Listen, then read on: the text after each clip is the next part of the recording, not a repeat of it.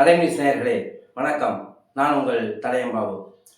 நம்ம இந்த விருதாசலம் தொகுதியில் டாக்டர் தமிழரசி அம்மா நின்னாலும் நின்னாங்க.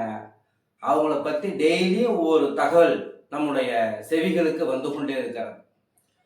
நேற்றைக்கு இரவு வியாபாரி சங்கத்தினுடைய முக்கியமான நிர்வாகி ஒருவர் என்னிடத்திலே தொலைபேசியை தொடர்பு கொண்டு ஒரு தகவலை சொன்னார். பாபு, இந்த ரயில்வே போலீஸை பற்றி போட்டிருக்க உண்மைதான், ரொம்ப இம்சை பண்ணுறாங்க அப்படின்னு சொல்லிட்டு அதை பற்றி அப்படியே ஒரு 2 நிமிஷம் பேசிட்டே இருந்தார். இப்போ நான் என்ன பண்ணேன், ஆனால் சரி, இந்த தேர்தல் உங்களுடைய ஆதரவு யாருக்கு அப்படின்னா, அது ஃபோனில் சொல்ல வேணாமேனாரு. நேராக சொல்லுங்க, நான் ரெக்கார்டிங் பண்ண மாட்டேன், உண்மையை சொல்லுங்க. ஆனால் வந்து நீங்கள் டாக்டர் தமிழரசி ஆதரிக்கலைன்னா அந்த பாவம் உங்களை சும்மா விடவே விடாது அப்படின்னு சிரிச்சுக்கிட்டேன். அவர் உடனே சிரிச்சுக்கிட்டு சொன்னார், அவங்களை போல ஒரு நல்ல வேட்பாளரை பார்க்க முடியாது அப்படின்னாரு. ஏங்க அப்படின்னு கேட்டார். அவருடைய தாய் சீரியஸாக இருந்த பொழுது 2 நாளைக்கு ஒரு முறை வீட்டுக்கு வந்து பேசிட்டு போவாங்க. அம்மா நல்லா இருக்காங்க, இந்த மாத்திரை கொடுங்க, இந்த மருந்தை கொடுங்க, இப்படிலாம் பார்த்துங்க, அந்த அம்மா இப்படிலாம் பார்த்துங்க என்று ஆறுதல் சொல்லி விட்டு போனாரு. அந்த மேடம் போனாங்க.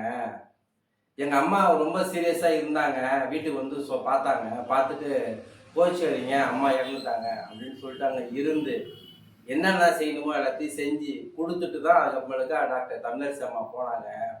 இப்படி ஜாதி மதம் பார்க்காமல் எங்கள் குடும்பத்தோடு ஒன்றாக பழகி எங்களுடைய சுய துக்கங்களிலே பங்கேற்றிருக்கிற அந்த டாக்டர் தமிழரசி அவர்களை ஆதரிக்காமல் நான் வேறு யாரை ஆதரிக்க முடியும்? அப்படி ஆதரித்தால் நான் மிகப்பெரிய பாவியாவேன் அப்படின்னு சொன்னார். நீங்க மட்டும்தானா எல்லாமே அவன்னு கேட்டான். நாங்கள் முக்கியமான நிர்வாகிகளாம் ஒரு முடிவு எடுத்திருக்கோம் அப்படின்னு சொன்னாரு. கடைக்கு வரக்கூடிய மக்கள்கிட்ட நாங்கள் பேசிட்டு இருக்கோம், தமிழரசி அம்மாவுக்கு ஓட்டு போடுங்க, மாம்பழத்துக்கு ஓட்டு போடுங்க அப்படின்னு சொன்னாங்க, அப்படின்னு நாங்கள்லாம் சொல்லிட்டு இருக்கோம் அப்படின்ற மாதிரி சொன்னார்.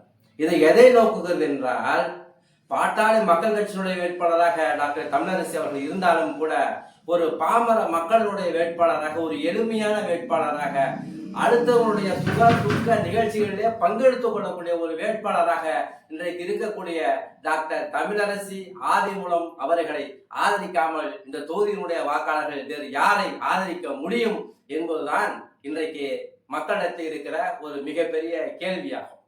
ஆகவே உள்ளூர் வேட்பாளர், நமக்கு தெரிந்த வேட்பாளர், ரொம்ப ஆடம்பரம் இல்லாத, மேனாமினிக்கு வேலைகளை செய்யாத மிக எளிமையான வேட்பாளர் டாக்டர் தமிழரசி அவர்கள் வெற்றி பெற்றால் விருதாசலம் தொகுதி வளர்ச்சியை நோக்கி செல்லும் புதிய மாவட்டமாக உதயமாகும். வாக்களிப்பீர்களா? மாம்பழம் சின்னத்திற்கு.